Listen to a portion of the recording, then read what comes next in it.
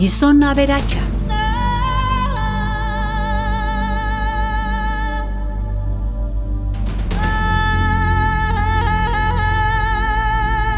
Gizon bat oinez zijoan, Pakistango Lahore herriko Malrot etorbidetik.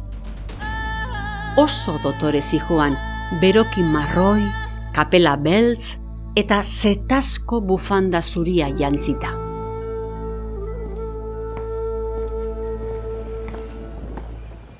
Bapatean, jende algara aditu zuen. Dabadabadun, Pakistan txapeldun!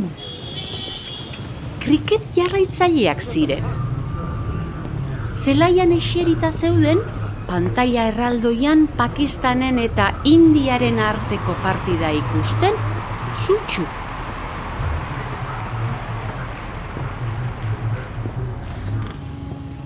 Malrot ingurua txosnaz beteta zegoen.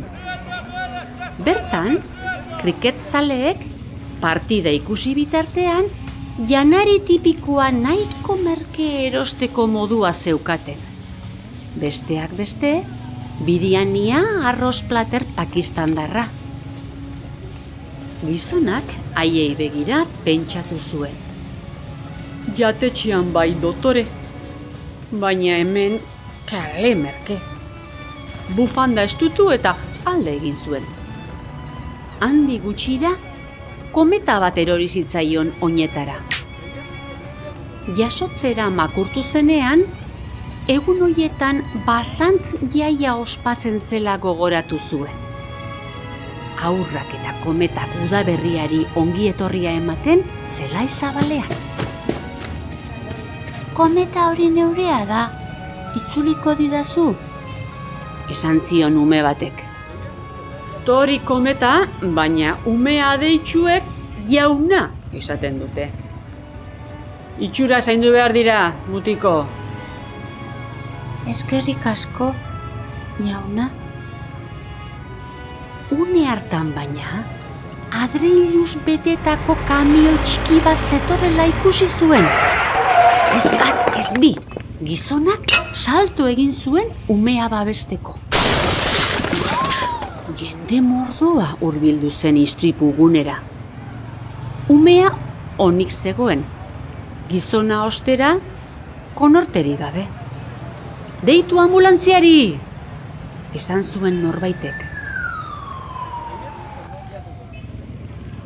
Konorteri gabe jarraitzen zuen ospitalera iritsi zirenean, eta arropak erantzi zizkioten. Bufanda askatu ziotenean, ara, azpian ez gorbatarik, ez alkandorarik. Berokia eranztean, ene, zuloz beteriko jertxe zaharra. Zapaten barruko oinak berriz, etxe banatako galtzerdiekin. Harritu egin ziren erizainak. Begiak ireki zituen gizonak halako batean. Gora, behera, ezkerrera eta eskuinera begiratu ondoren jabetu zen non zegoen. Eta baita aldean zer zeraman eta zer ez zeraman ere. Ai ama, esan zuen gorri-gorri. Medikua sartu zen gelan. Zer moduz? Gizonak begiratu ere ez zion egin medikuari.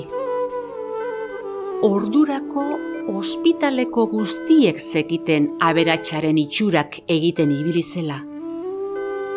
Eta lotxatuta zegoen. Medikua gizonaren egonezinaz jabetu zen. Inork ez du gutxiago izan nahi, esan zion. Baina gauza bat esango dizut. Gizonak, jak, burua altxatu zuen apur bat.